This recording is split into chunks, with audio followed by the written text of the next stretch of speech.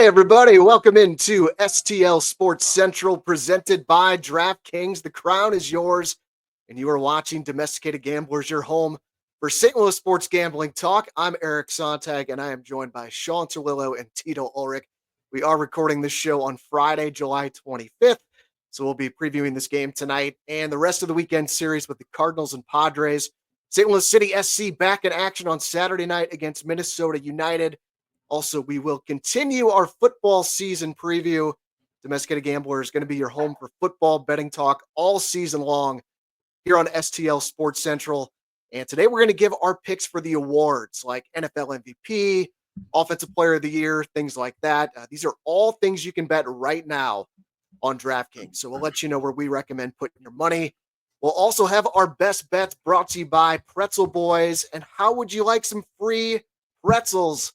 All you got to do is just take a few seconds right now. Drop us a comment on this video with your best bet for the weekend.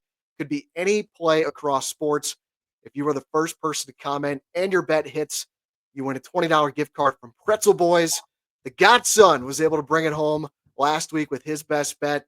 And get your comments in, because if the first person loses their bet, then the second commenter will win the gift card if they hit their best bet, and so on and so forth. So give us that best bet right now for a chance to win a $20 gift card to Pretzel Boys. They have 5 locations across the area. Check them out at stlpretzelboys.com. Also, a reminder, you can email us anytime with anything you want to talk about. We're happy to read it and discuss on the show. You can do that at domesticatedgamblers@gmail.com. Also, hit the like button, subscribe to the STL Sports Central YouTube channel, and you can also check out Domesticated Gamblers on podcast on Apple and Spotify. I will kick this off by saying I am recording this in my in-laws' house down in South Carolina. There are about 15 people. There's a bunch of kids running around. There's a dog. So my intent is there will be no distractions, but if there is any background noise, I do apologize in advance. Shawn, it's good to have you back, brother. I assume no vomiting children this week. So what is going on today, man? Well, when you talk about brother, you get Mr. Sharp fired up. And there's nobody who's going to Hulk up like Mr. Sharp, Daddy. Anyways, that's my little tribute to Hulk Hogan. Sorry, the legend, bigger than life. I know all of us grew up in the 80s, and I remember vividly sitting around in my underwear as a kid and hulking up, Daddy. Every kid here hulked up. They ate their vitamins, and they said their prayers because Hulk Hogan told them to. So rest in peace to the legend Hulk Hogan. We got no sick kids today. And, yeah, I saw your screen was a little fuzzy there, Eric. But, kudos to you for sacking up, putting in the work, not taking a day off. That's what I'm talking to my kids about at football, not taking any days off. So kudos to you, brother. I'm ready to get into this show. There's always action to bet on every single day. It does not stop. I could talk about it with anyone and everyone all day long. I'm going to take my glasses off after my Hogan. Let's say Mr. Sharp is back for the show today in character. That was a Hogan bit. R.I.P. Hulk Hogan. Tito, what's up with you today, man? Oh, things are great. Things are wonderful. Speaking of Hulk Hogan, I had like 4 or 5 family members reach out to me yesterday. I was a big Hulkamaniac. I was a big wrestling fan in the 80s and 90s. NWO for life. I had a few family members just reach out to me unbeknownst. Are you okay? Is everything okay? And I'm like, yeah, it's freaking Hulk Hogan. I've grown up. I'm all grown up, and I'm all grown up. So it was a sad day yesterday in regards to Hulk Hogan. What's with all these celebrity deaths that happened in 3? So big woof to all that. Malcolm Jamal Warner earlier, and Hulk Hogan. I think there was somebody else, but Ozzy Osbourne. Ozzy Osbourne. Thanks there, Mr. Sharp. So yeah, the things are great in the Ulrich household. Got a busy weekend of some graduations party this weekend. So gonna have a fun weekend, but getting ready to. Let's get into it. Don't tail me on my best bet this week, Eric. Big whoop. Made me lose my best bet for the first time in like 6 weeks. So big whoop to you, Daddy. One thing here about Hogan, the greatest heel turn of all time, the NWO, that changed wrestling dynamic, and it shot straight up. Just incredible. And, I had some people reach out too. And then last night I sat around and I watched some old videos of him, and it just brought back good memories, of being a kid. Yeah, absolutely, man. And Tito, going back to your best bet run, like that was the first time I decided to tell you after winning 5 in a row. And you had Brendan Donovan over on his total bases last week. I'm like, I see the argument for it. I see the date. I'm going to ride, and I guess we kind of got a sweat, but not really. No. See, Eric, you're that numbers get when the trends are happening. Eric likes to follow those trends, and Mr. Sharp likes to fade the trends. Well, I'm curious what kind of trend, because there are some trends that we're going to be talking about with this Cardinals game coming up with the Padres. But first, I want to tell you about our sponsor here on the show, and that is James Carlton with State Farm. He is my insurance agent. He is Tito's insurance agent. And if you love us or love the show, make sure you support the advertisers and get a quote from James.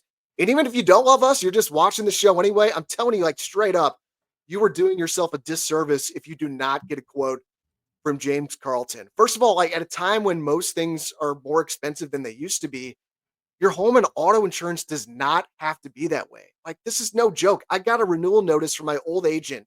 It was late last year. It was a massive increase. And I got in touch with James in his office, and I asked him to give me a quote based on that exact same coverage. And it turns out I could save over $800 by making the switch to James Carlton and State Farm. So that's exactly what I did. So for real, it does not matter what you're paying for insurance. Just get a quote from James and his team and see if they can save you money. The only thing you have to lose is just a few minutes of your time. I mean, it can be as simple as just give them a quick call. You can email them a PDF of your current policies and see if they can save you money with that exact same coverage. The service is also top notch. There are now 439 5-star reviews on Google. And it's because James is awesome and he has a great staff. They answer the phone so you can talk to an actual human right away. They explain things clearly to make everything easy on you. And they are truly there for you every step of the way when you file a claim. And if you do decide to make the switch, I cannot emphasize enough how easy the process was for me to do that. So seriously, just take a few minutes and contact James Carlton with State Farm to get a quote. You can do it over the phone or on the website. And when you get that quote, mention Domesticated Gamblers or STL Sports Central, and they'll donate to Mizzou's NIL fund on your behalf. Call 314-961-4800 or go to carltoninsurance.net. If your insurance costs a leg and an arm, call James Carlton, State Farm. And guys, let's start with the Cardinals here. They're at Busch this weekend, taking on Mike Shildt and the San Diego Padres.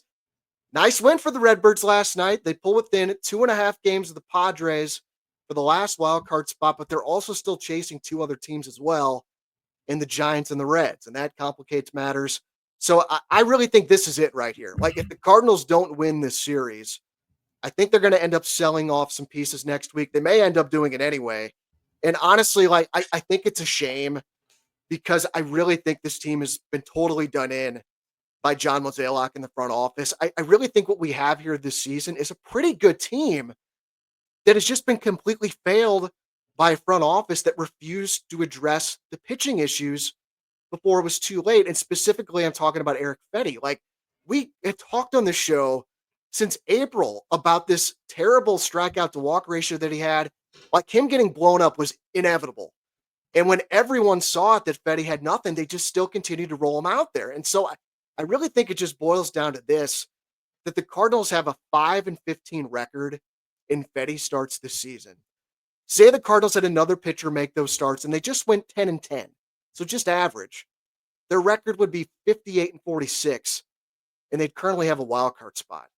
So, like, I know you often hear the phrase, a team was one player away from being a contender.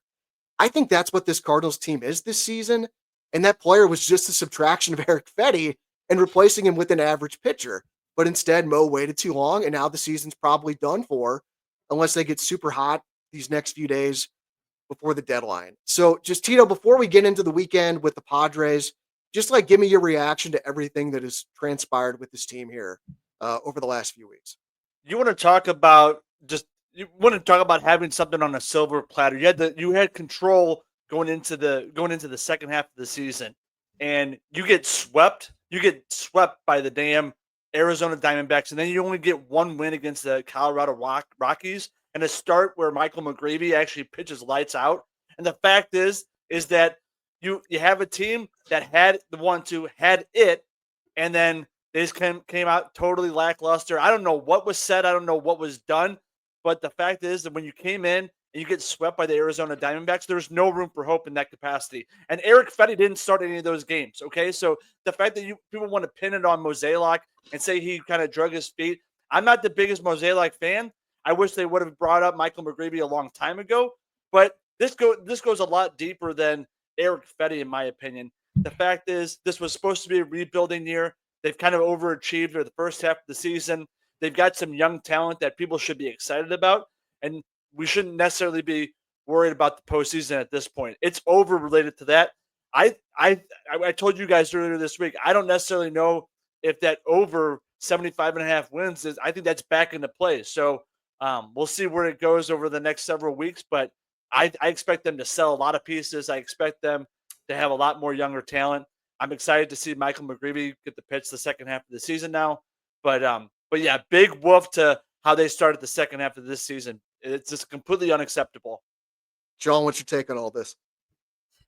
I think everybody in this day and age overreacts to everything. The sky's not falling. We're 2.5 games back. If we don't win this series, the season still is not over. We're still not out of playoff race because we're not mathematically eliminated. We've seen runs happen like we did in 11. Things do happen. Arizona a few years ago went on a magical run. Things can happen. So let's calm down. All right. Season's not over. And also, one of the things that makes me a great fantasy manager is I can sell and still win. I don't see it as Cardinals selling and we're giving up the season. That's just not true.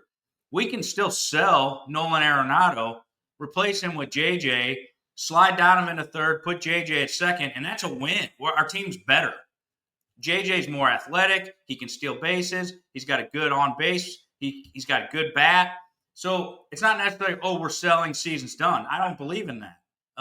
That's old school, we're selling. In the 90s, 2000s, that's how it was. You sold and it was over, right? So I don't necessarily agree if the Cardinals sell that they're out of this thing even in the wild card. Because what are you going to sell? You know what I'm saying? If you're going to bring up talent, that's probably better than what you have on the roster, besides maybe Helsley. So for me, I'm totally fine here. We got San Diego. We're back home where we win 60% of the time, right? We talked about this. Mr. Sharp broke this season down to you guys spot on from day one in spring training. I told you, Miles Michaelis and Eric Fetty weren't sexy, but they get the job done until it got hot. It's hot. Them guys are done. Now it's time to bring up your younger pitchers. We're seeing McGreevy come up. But I think the front office didn't want to bring these guys up early because of innings limit. We're already seeing it with Libator. He's getting extra day of rest. So you don't want to wear out your young arms with too many innings either. So we'll bring up more young pitchers, and I still think we can compete in the wild card situation. Calm down. West Coast, after being on the All-Star break, the guys weren't fired up. They had to go all the way out to the West Coast. Chill out. Life happens. They were on vacation mode still. That's what happened, okay? It's real life. We're okay. The Cardinals will get this thing going back at home. We get San Diego. We get Miami. Win 5 of those games. Then next week, all you overreacting fans in St. Louis and the media be saying, can the Cardinals make the wild card again? I think we can. We're 85-win team. So just cool your jets and calm down. That's why Mr. Sharp wins at gambling, because I don't overreact. So my concern, though, is the pitching overall has been a concern. We knew it was going to regress. It has regressed. But I think 3 of the most likely pieces they're going to sell off are Helsley, Maton, and JoJo. And if they do that, I don't think they're bringing up Tink Hence or Quinn Matthews to be in the pen. Maybe they will. I don't know. But I get the sense it's just going to be other guys that come up that are just more for eating innings. But if they are bringing up more of the elite, and maybe not elite, but talented young arms that are higher prospects, I think you might be on to something there, but I'm just not sold that's what they're going to do. But that's where I think we're going to see this team get depleted if they do end up selling off pieces, is the bullpen. And then I just don't know what you're going to have left at that point. On top of all that, the starting pitching is a big woof too. I mean, the fact of the matter is they're going to limit Libator now, which is the right thing to do, especially if you're going to be going into next season where you're expecting him to pitch 180 innings. So they're going to limit his innings. He's not going to be the same pitcher that he was the first half.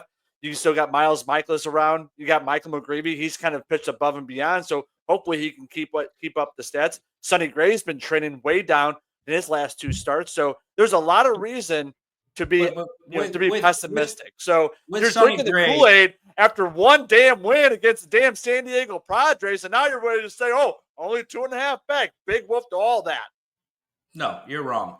Numbers are numbers. You're only 2.5 back. If you win tonight, you're 1.5 back from the Padres. Calm down, for real. It's just an overreaction. That's the society we live in. Sonny Gray was due for some regression. He had been pitching great. It's a long season. He's your ace. He's supposed to be your Tarek ace. Skubal's the best pitcher in baseball, Tito. He goes through stretches like this. It happens to the best of them. It does. I will give the around the horn point to Shawn in this regard. You do make a good argument for it. I do think they left Colorado. I'm like, this season's dead. They're going to sell.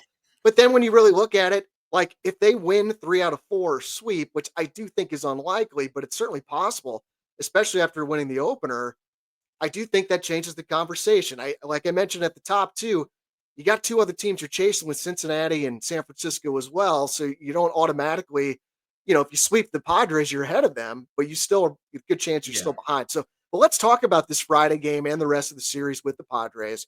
Tonight on paper definitely doesn't look good with Miles Michaelis up against Nick Pivetta. Tomorrow it's Matthew Liberatore and Randy Vasquez. Then on Sunday it's Michael McGreevy, thank God. And he'll be up against Stephen Kolek. The odds for Friday, Padres a -131 favorite. The Cardinals are a +107 dog. Your total is 8.5. So, Mr. Sharp, sounds like you're feeling some optimism here. I'll let you kick us off here. What do you got on the Cardinals and Padres here? Yeah, Mr. Pivetta is due for some regression himself. He's pitched incredible. He's not a 2.8 ERA pitcher. He's more about a 3.5 ERA pitcher. I think the Cardinals bats stay hot tonight. They're back home. We know the Cardinals play good baseball at home. It's been proven first half. I think the Cardinals get the best of the Padres tonight. The Padres are talking about selling Dylan Cease. He's on the market. So, they're in flux. They don't know what's going on either. So I like the Cardinals tonight. I think it's going to be a high-scoring game. It's hot here in St. Louis. But I think the Birds, look, they came out flat after the break. They're back home. It's like when you come back from vacation at work. When you first come back, you're kind of just dreading it, right? You're just kind of going through the motions. Then you're like, oh, crap, I'm back to work. Here we go. Let's get to it. So I like the Birds back at home. Here we go. You did not mention Miles Michaelis in a handicap. I know you mentioned it. It could be a high-scoring game. So you think it could be something like last night where Gray got lit up, but they still put up enough runs to win. Yeah. All right. That's Mr. Sharp's take. It's always tough to go up against him. But Tito, what do you think? This so-called hot offensive team that just got shut out by the damn Colorado Rockies is not going to keep the bats on fire tonight. Nick Pivetta has been, awesome the whole entire season. So the regression is not coming against the Cardinals tonight. I'll tell you that right now, Danny. So I'm taking the Padres and I'm going with the under, especially the first 5 under for Nick Pivetta. I like that play tonight against these Birds, and they're going to cool their jets on this offensive hyperbole that Mr. Sharp's talking about right now. Big wolf. In a long season, remember when we played the Dodgers and we got the best of the Dodgers? Couldn't believe it, right? Sometimes you lose to the Rockies. It's a long season. You can't take this little small sample size out of 162.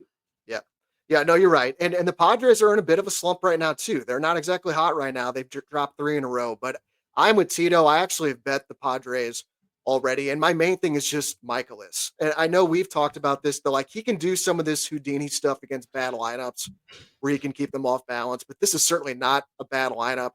And this is what really stood out to me. We're like, I'm going to bet the Padres. He's been terrible against playoff teams. So in 6 starts, he's made 6 starts against teams that are currently in playoff position like the Padres. Michaelis's ERA is 8.90 in those games, and the Cardinals are 0-6. So this is kind of what you were talking about, Shawn, those trends. I see that 0-6. Michaelis is getting crushed by these good teams. I think that's going to continue. But you're saying he still might get crushed, but you're just bullish on the Cardinals offense. Pivetta, I agree. He is definitely due for regression.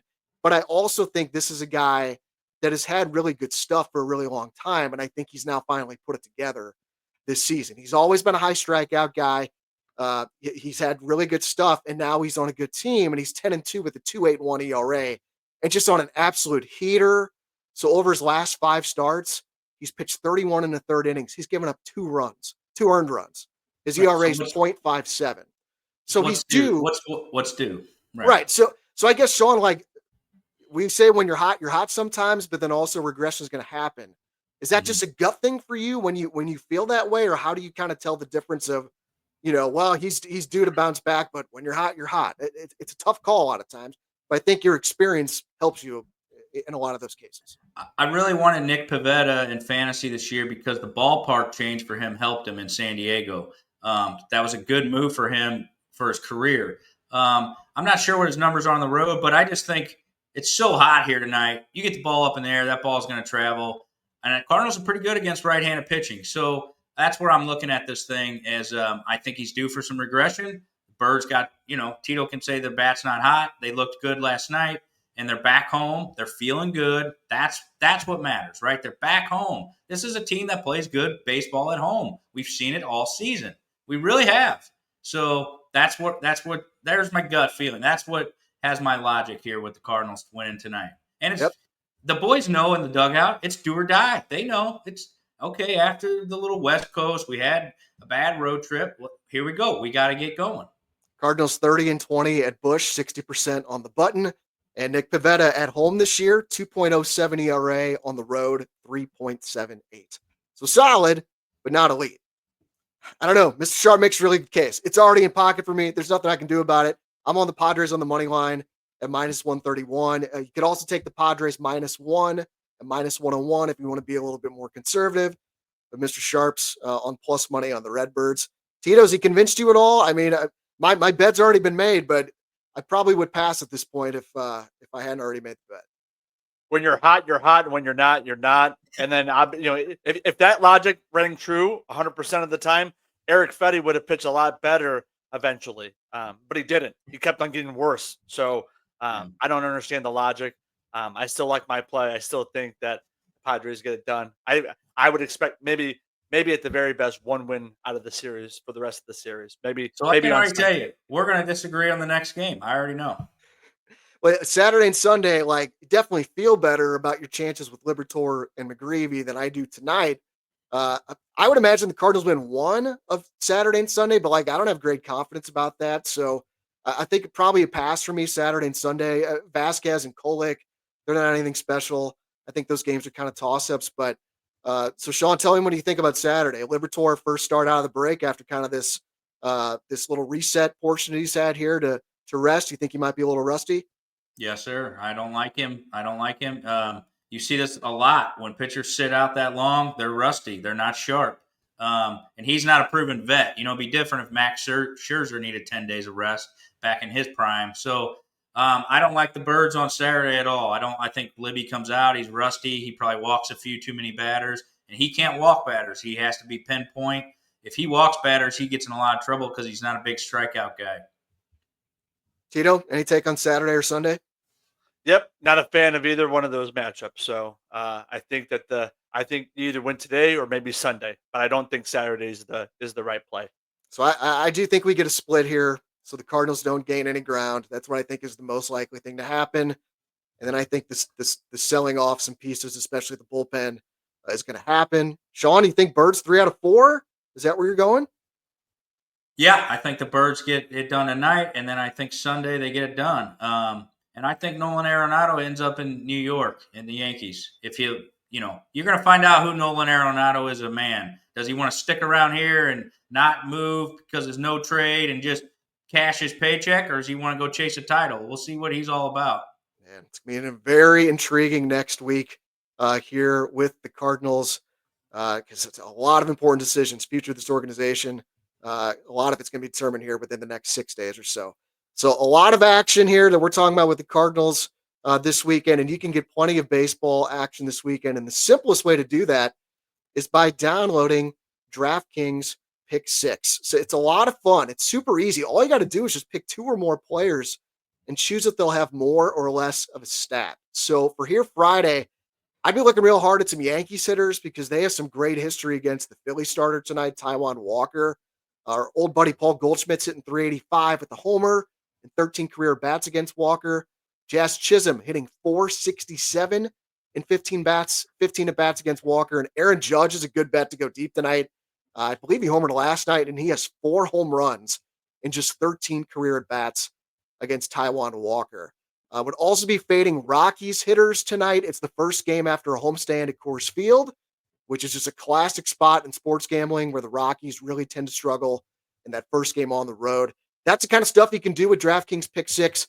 It's available right here in Missouri, so don't miss out on the fun and don't settle for a smaller payout. Switch to Pick 6, and right now new customers can get $25 in bonus picks with their first deposit of $5. So download the DraftKings Pick 6 app now and use code STL Sports.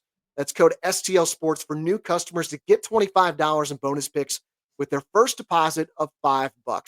Better payouts, bigger wins, only with Pick 6 from DraftKings. The crown is yours. Gambling problem? Call 1-800-GAMBLER. Help is available for problem gambling. Call 888-789-7777 or visit ccpg.org in Connecticut. Must be 18 and over. Age and eligibility restrictions vary by jurisdiction. Pick 6 not available everywhere, including New York and Ontario. Void where prohibited. 1 per new customer. Bonus awarded as non-withdrawable Pick 6 credits that expire in 14 days. Limited time offer. See terms at pick6.draftkings.com/promos.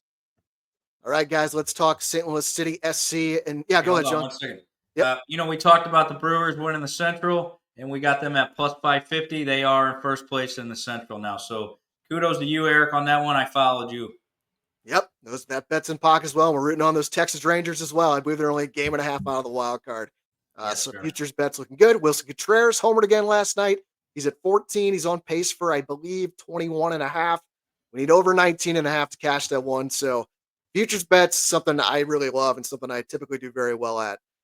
So make sure to stay tuned. We're going to talk a little bit more about futures bets here in just a minute with the NFL. But first, and let's do this quick. This City team sucks. They're not any good. They play tomorrow night against Minnesota United. So let's just kind of get through this. But I do think there is a money-making opportunity here for this game. City, nice performance a couple weeks ago, 2-1 win over Portland. But then they go down to Dallas, played a bad team, and it's got their asses kicked. The final was 3-0 last Saturday. So there's just 11 games to go now. So you really just hope to see some progress for the remainder of this season. And tomorrow the books, again, at City at home, they have this as pretty much a toss-up here. Minnesota, narrow favorite, plus 140. City's at plus 165 to win the game. The draw's at plus 245. Totals at 2.5 with the over juiced up at minus 155. So Tito, what do you got on this one? Yep. City has found a favorite trade partner like the Cardinals do with the Cleveland Guardians. So now they're the Minnesota United 2.0. We got about 8 or 9 different players from Minnesota United who's not a playoff team, not going to be doing anything for a long time. Lutz went on and tried to hold people accountable on Sunday. I had a hot toilet take about that on Monday. Big woof to you, sporting director. Get your shit together. Get your ass in gear. If you want to start holding people accountable, start making some actual moves. You absolute fraud. So not a fan. Don't really give a crap about this game tomorrow night. I got a graduation party to go to, so I'm fading City. I am off the bandwagon. Big woof to you. Thanks for ruining my fandom, sporting director. Sean, you got anything here? Yeah, I'm going to put this one in pocket. I'm going to take Minnesota. I think City's probably going to pack it in now. You say they got 11 games. Are they mathematically eliminated now? No, but it's just with like 4 wins, they're not mathematically eliminated. What a joke of a league this is. You can have 4 wins this late in the year and still not be out of the playoffs. I'm taking Minnesota either way. Yeah, so sounds like Minnesota money line for you at plus 140. I'm being a little more conservative here and just take Minnesota in the draw no bet market. I made that mistake in the last home game for City, going big, fading them, and I paid the price. So this is just a 1-unit play for me. It's a little safer, but Minnesota draw no bet at minus 125, I think is a really, really good bet. Because that means City has to win the game for me to lose money. And for a money line bet, if you're on Minnesota, if the game's a draw, you lose. So, if City can win 2 home games in a row, I tip my cap. But they've already lost to this team twice already this season. They got crushed at Minnesota 3-0 back in May, and then they played again just a few days later in the U.S. Open Cup. City lost that one 3-2. And Minnesota's a good team. I feel like we see this every week. When City plays at home, they're playing a top team in the Western Conference. Minnesota's in third place. And this is my big thing. They've only lost 5 games out of 24 all season. Minnesota has. And City's only won 4 times all season, only 2 in their last 19. So this is in pocket for me. Minnesota draw no bet at minus 125 on DraftKings. All right, guys. Cardinals and City are depressing me. So let's get to my favorite part of the show, and that is talking some NFL. Shawn, I'm sure you are thrilled to be back here. So again, Domesticated Gamblers is going to be your home for football betting talk all season long here on STL Sports Central. We have different topics planned out to talk football every single week up until the season starts. And today we're going to give our picks for all the awards like MVP, Offensive Player of the Year. We got the Rookies of the Year, things like that. And again, these are all things that you can bet right now on DraftKings. So what we're going to do is go through each of these markets, and we're going to give you our picks for each one. But first, I know, Shawn, you had to miss last week's show because of your vomiting son. You had to go pick him up at camps. It's right as we were getting ready to start the show, like minutes before. So last week, Tito and I gave out a bunch of season-long player props that we like. I know you have a few that you want to share as well. So what do you got here, Shawn? Yeah, we don't have a whole lot of time to get into all my picks, but one of my favorite, we might bet the house on this thing. I don't know, my whole bankroll. I really won't. That's a joke. But Saquon Barkley, under 1,525 yards. This guy had a historic workload last year. And since 2010, Derrick Henry is the only back to go exceed 1,500 yards in back-to-back seasons. So this is a 4-unit play for me. I think Barkley's a great player, but I just think at the volume he had last year, they kind of take a little bit off of his plate this year, and they're going to be more worried about the playoffs. So give me under 1,500 yards for him. And then Jukins, over 650 yards. There's no Chubb in Cleveland this year, and I like that play over 650 yards. Say that one more time. Rushing yards? Is it Judkins? I don't know who this guy is. I got to be honest. He's the Cleveland running back? Yeah. I can't remember his first name. He's a running back for Cleveland. Well, what's his prop again? Quinshon Judkins. Quinshon Judkins. I see him there right now. So he's taking over for Chubb in Cleveland. Well, they still have another running back, but I think he's going to get enough work. He's over 650 yards. So I like that at 3 units as well. All right. Mr. Sharpen with a couple prop plays.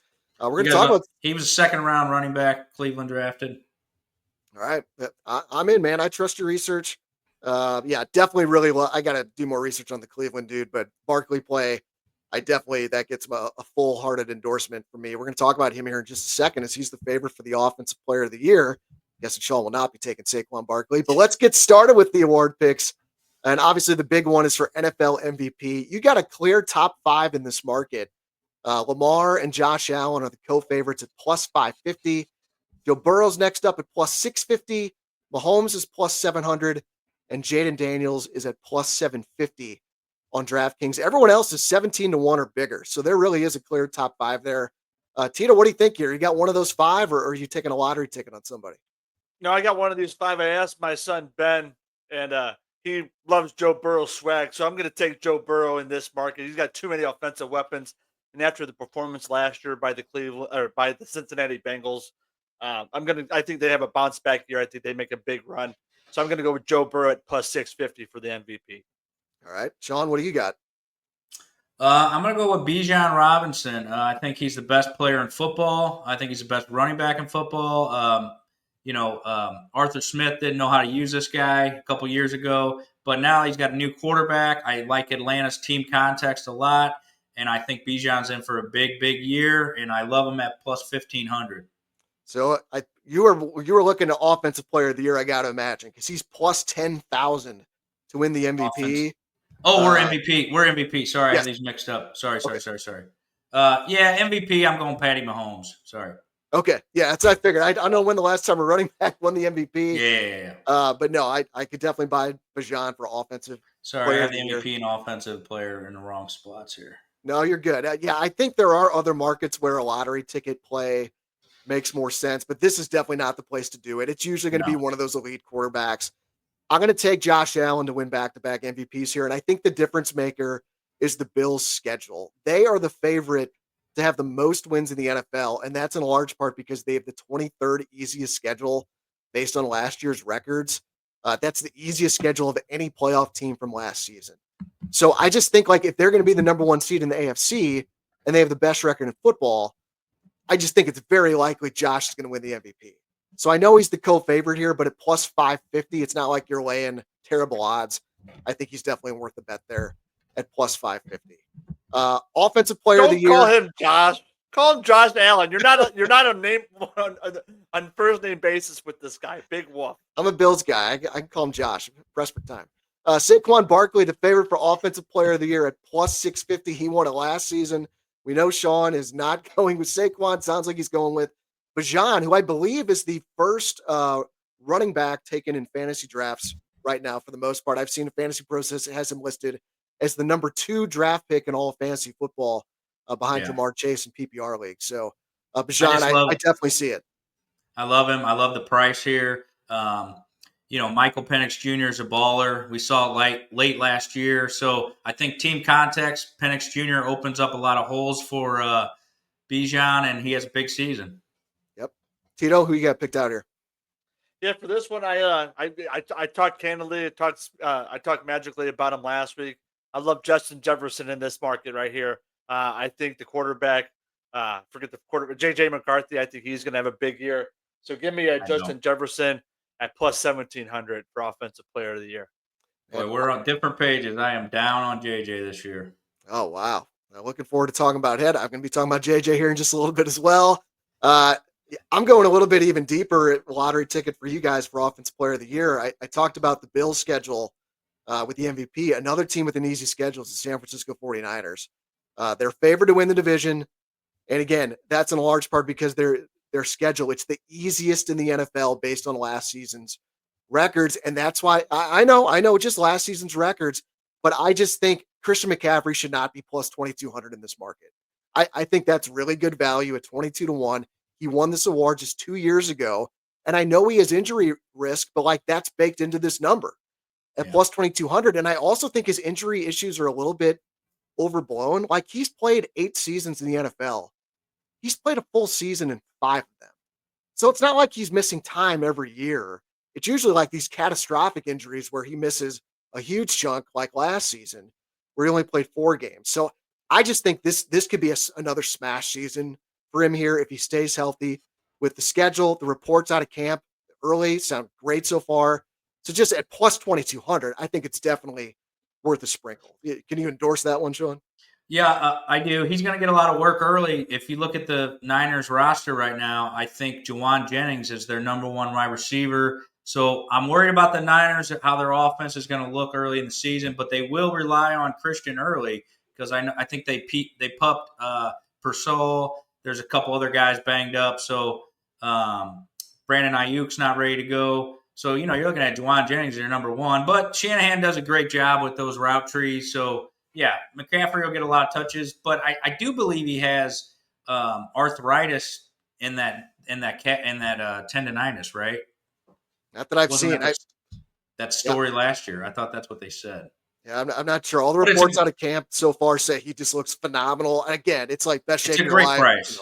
It's a great price. Yep. Yeah. And Tito, I believe you mentioned McCaffrey last week. I can't remember if it was for rushing yards leader or rushing touchdowns leader, but I know that was one that you had picked out. I just think, again, just like you said, Shawn, the price there, it's worth a sprinkle. I'm not saying put a whole unit on it, but even like, if you put a tenth of a unit on that, you profit 2.2 units at plus 2,200. So let's get the defensive player of the year. Aiden Hutchinson of the Lions is the favorite here at plus 650.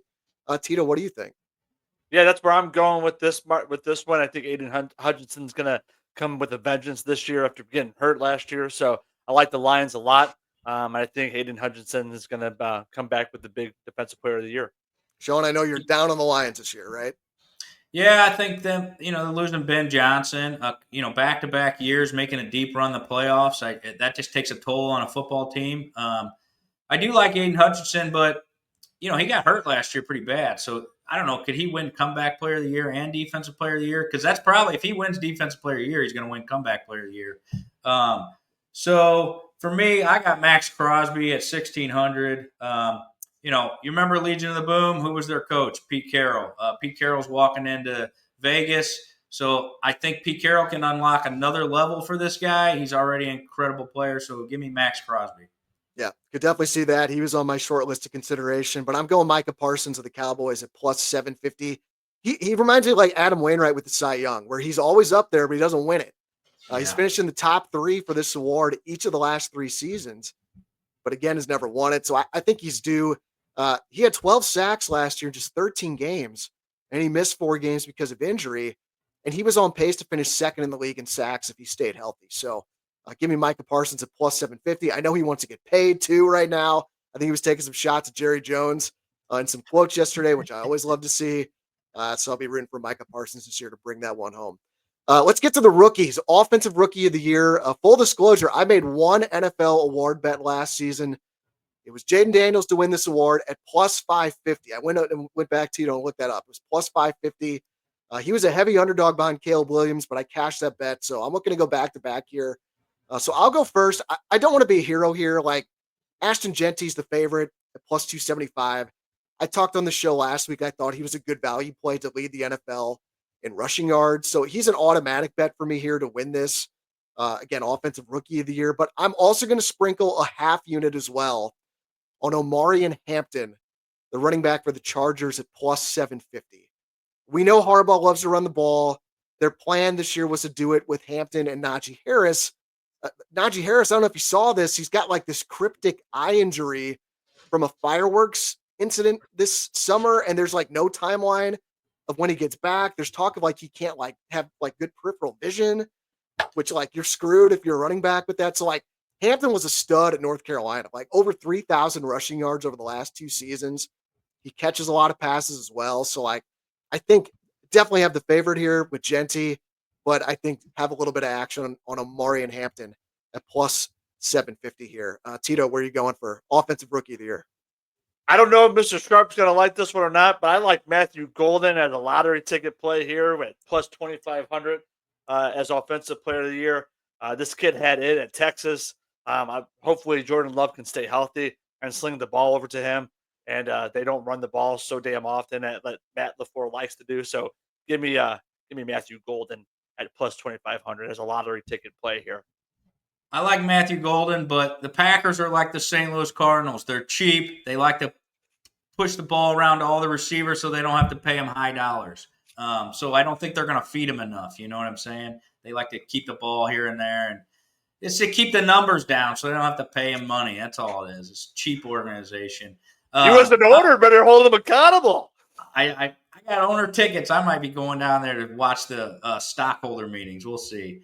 I do like the Packers this year, though. I think they're going to be a bounce-back team, win the North. Eric, I'm in lockstep with you with Genty. Pete Carroll, we've seen it year in and year out with his running back.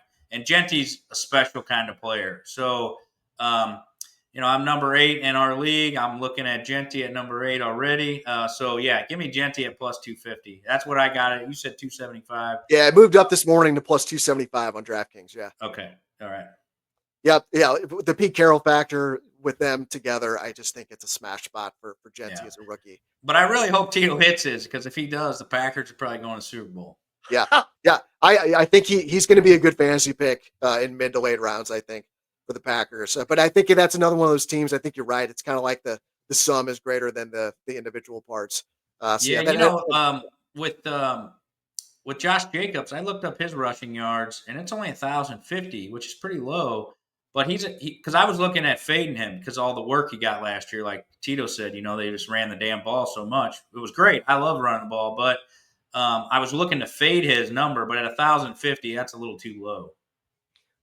What did you think about my play? I don't know if you saw it last week, but Josh Jacobs to lead the NFL in rushing touchdowns. I want to say it was 20-1.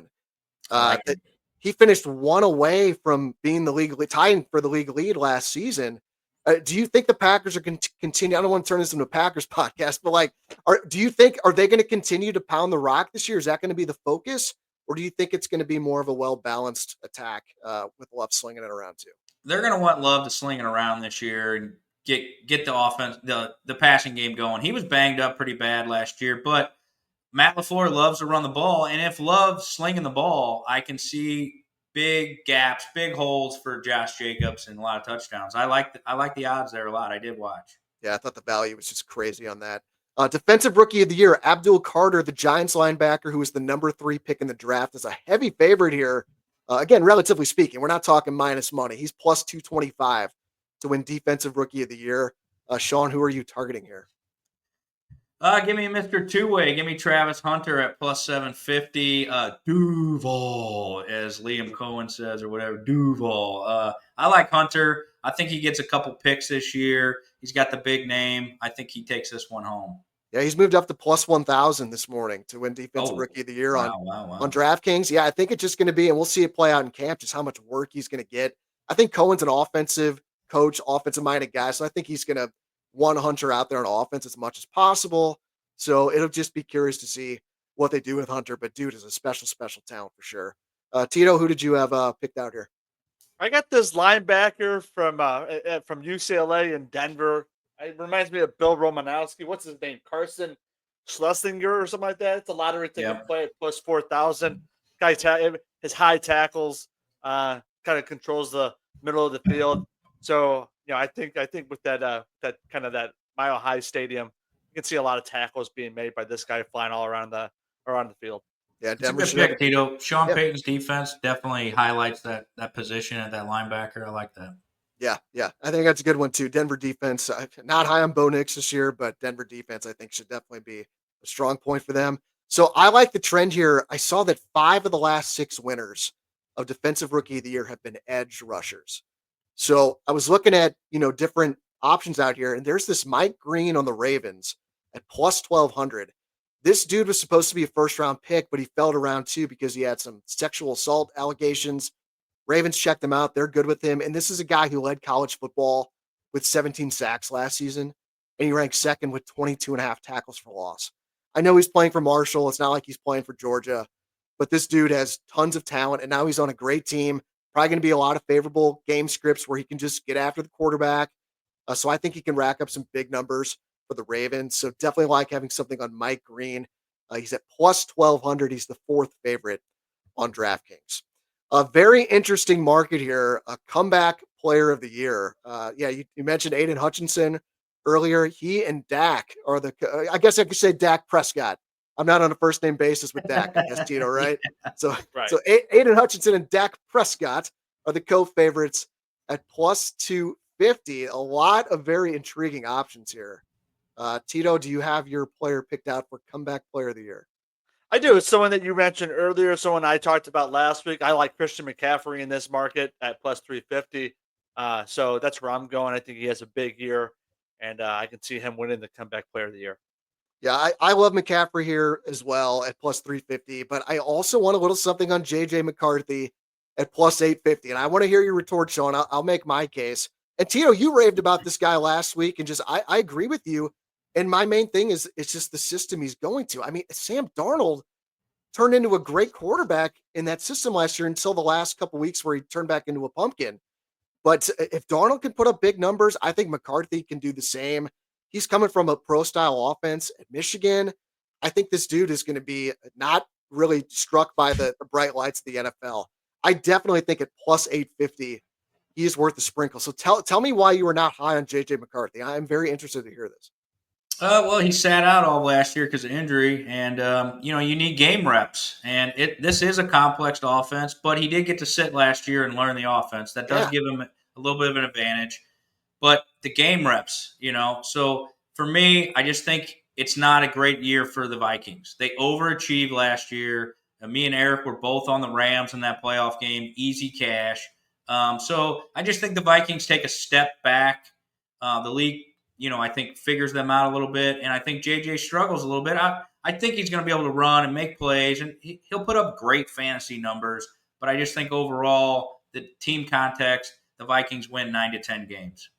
Yeah, and then he's not going to win comeback player of the year if they only win 9 to 10 games. So who's your pick here, Sean?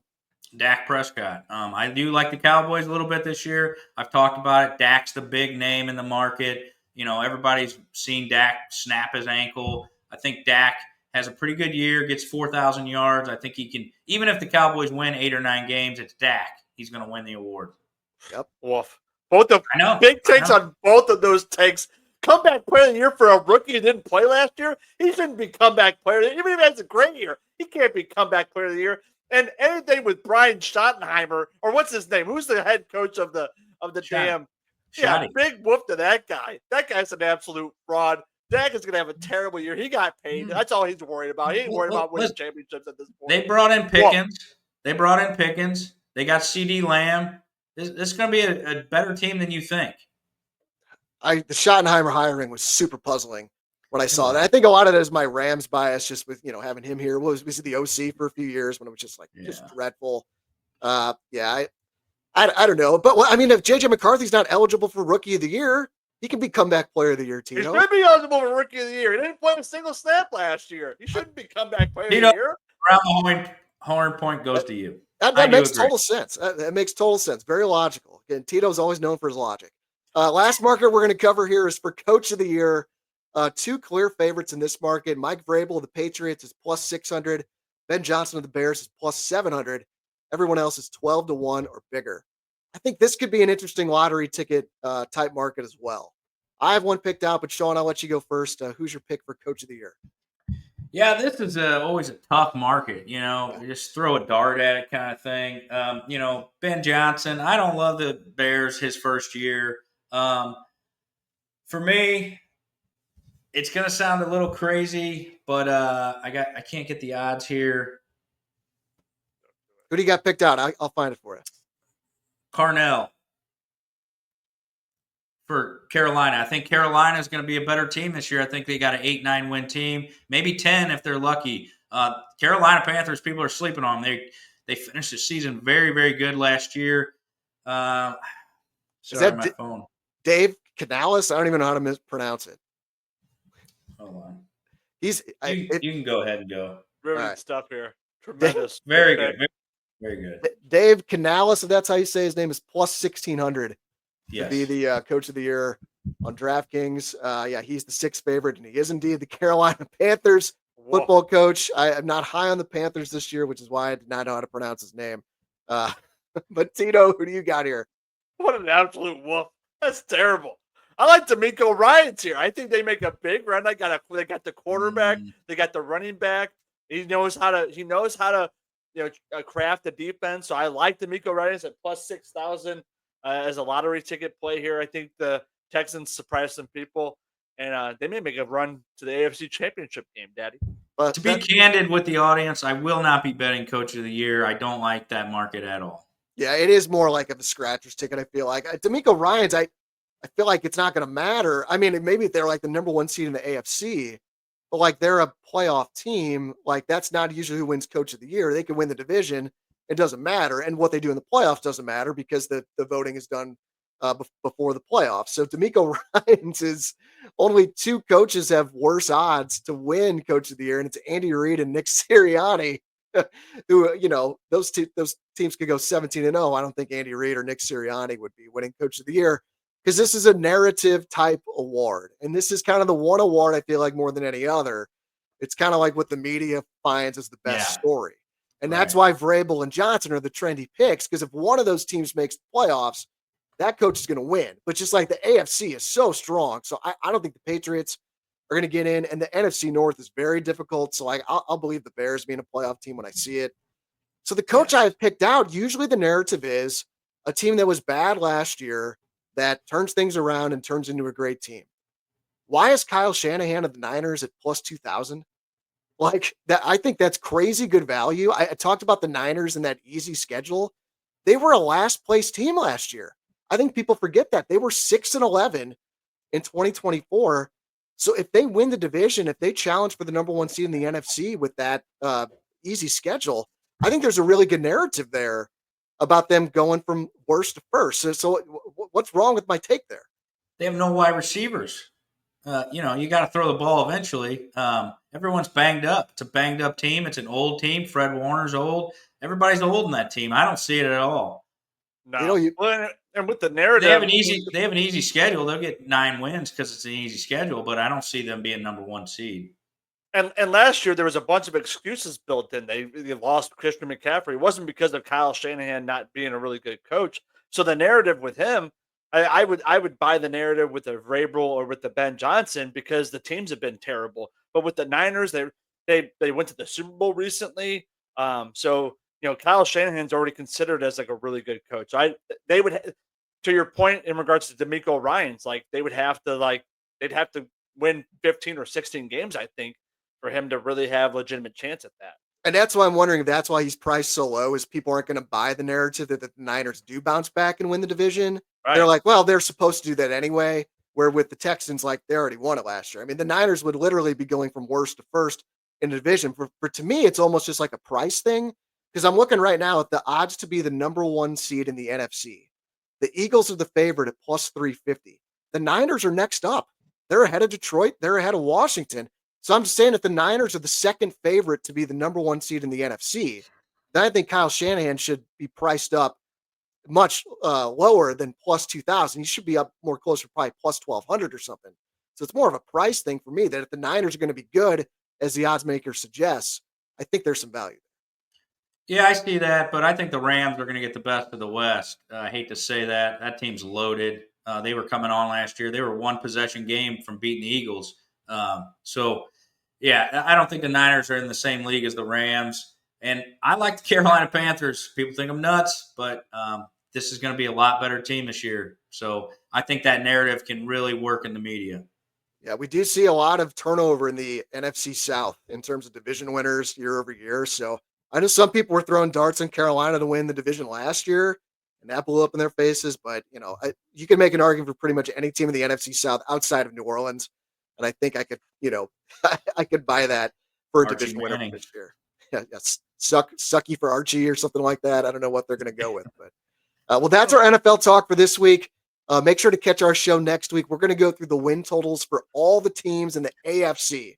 So we'll start with the AFC next week, NFC the following week. So, again, I'm loving this, boys. Domesticated Gamblers is going to be your home for football betting talk all season long here on STL Sports Central. Got about 7 minutes left, so let's get to our best bets brought to you by Pretzel Boys. And get some free pretzels, viewers. All you got to do is just take a few seconds right now. Drop us a comment on this video with your best bet for the weekend. And if you were the first person to comment and your bet cashes, you win a $20 gift card from Pretzel Boys. And get your comments in because if the first person loses their bet, and the second commenter will win the gift card if they hit their best bet, and so on and so forth. So give us that best bet right now for a chance to win a $20 gift card to Pretzel Boys. For our best bets, Tito, I'm sorry for just, it's just totally being the cooler last week as your 5-game winning streak comes to an end. So I take responsibility there. Shawn, you were out last week. I actually had a winner last week with the Orioles and the Rays going over last Friday. So hopefully I can start a bit of a winning streak here. But Tito, you want to give me give me a little bit more before I go? You got honors. You won. I was going to say I have honors, but it looks like Tito's got something on his mind. He wants to rip on No, me. you got to get honors. That's how it works.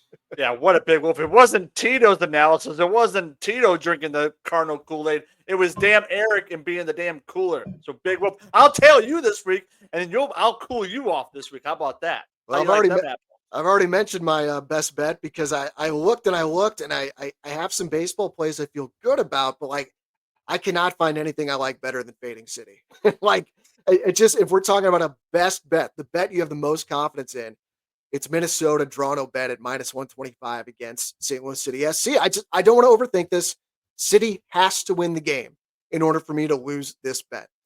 And they've only won 4 games all year. City has. Minnesota's only lost 5 games all year. So it's possible we get a push on this. But if we're talking best bet, the play I feel the best about, my best bet is Minnesota United draw no bet at minus 125 on DraftKings. Shawn, I guess we're going to you next because you did not have a pick last week and Tito had a loser. So Shawn, where are you going for yours? Yeah, Tito over here always chirping me about, plus money plays, this and that. So to be honest and candid with everybody here, Mr. Sharp's taking a little of a hiatus betting. Eric knows this on Action Network. I haven't been putting many bets at all. Here in August, we call the dog days of summer. August is coming. Mr. Sharp kind of takes it easy on baseball and gets ready for the NFL season and takes a little pressure off himself. But we're going to give a 3-team parlay at plus 230, Tito. We're going to take the Milwaukee Brewers, the Baltimore Orioles, and the Chicago Cubs. All money line at plus 230. That's Mr. Sharp's play, Daddy. All right, that's tonight here on Friday. Yeah, you said Brewers playing the Marlins, Orioles playing the Rockies. Yep, first game after Coors Field, and then the Cubs against the White Sox. Those are the three teams. I hear that right? Correct. All right, that's the three-team lay. Is that still the term they call it a lay? Three-team lay, baby. At plus 230, what you got, Tito?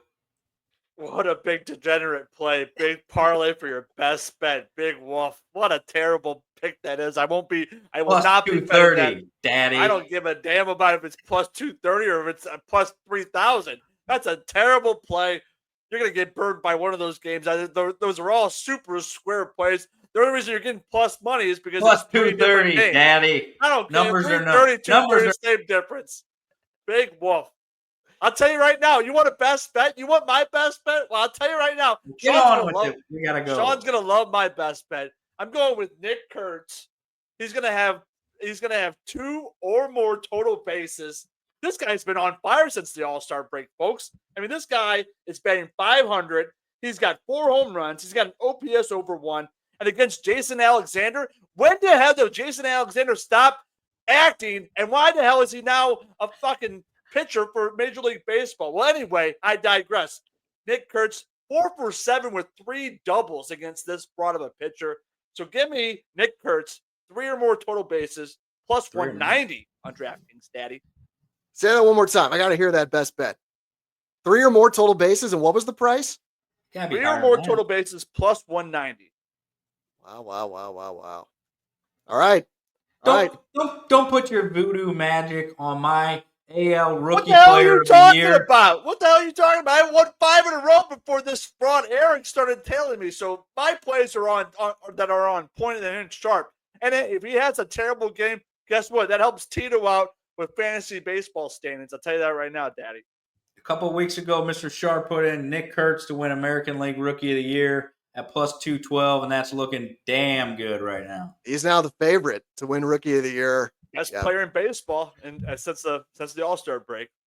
Yeah, I'm loving that. Well, it's be very interesting how the Cardinals fare this weekend. Let's get to our home team plays of the week. Like I said, it's in pocket for me. I've bet the Padres tonight, although I don't feel as great about it after the show with Sean's case that he made. But still, obviously, my home team play of the week is Fading City, Minnesota, Toronto bet. Minus 125. Sean, what do you got for your home team play of the week? Yeah, I like the Cardinals tonight, but I don't love it as much as City. A fading City. So F the home team. We're fading the home team. Tito? What an absolute dumpster fire. None of these organizations are worth the damn of betting wise. I wish there was some damn CYC games going on. I'd be betting a CYC game, but they're out of pocket too. They're out of season right now too. So I don't have a home team play of the week. I ain't going against any of my home teams. I'm not like you frauds. So I'm skipping this one. I don't give a damn about the home teams this weekend. Hopefully it is win a game. Cash is king, baby. I will always fade my home team if I feel like it's the right play. Well, that'll do it. Hit the like button, subscribe to STL Sports Central YouTube channel, and again, leave a comment here with your best bet for a chance to win a $20 gift card to Pretzel Boys. Also, email us with anything you want us to talk about on the show. We're happy to do it. We're happy to talk about it. So you can reach us at domesticatedgamblers@gmail.com. And everyone out there, get a quote from James Carlton with State Farm Insurance. Again, I have an extra $800 in my pocket this year because I made the switch to James for my home and auto policies. See what he can do for you. Click the link in the YouTube description or go to carltoninsurance.net or give him a call, 314-961-4800. For Sean, for Tito, I am Eric. This has been Domesticated Gamblers here on STL Sports Central, presented by DraftKings. The crown is yours. Thanks for watching, guys, and we will see you next Friday. Let's cast some bets, brother.